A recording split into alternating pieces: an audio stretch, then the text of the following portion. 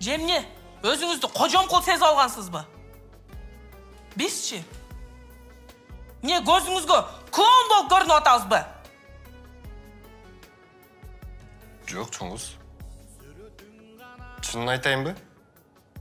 Сіз жаңағы кепка киген, маршрутка айдаған, бойы uzun, арық типтің аялына ұқсас екенсіз, шынын айтсам. Қайсы тип? Аяш 1, аяш 2, аяш 3, аяш 4-те күч. Шындаулы? Рахмат.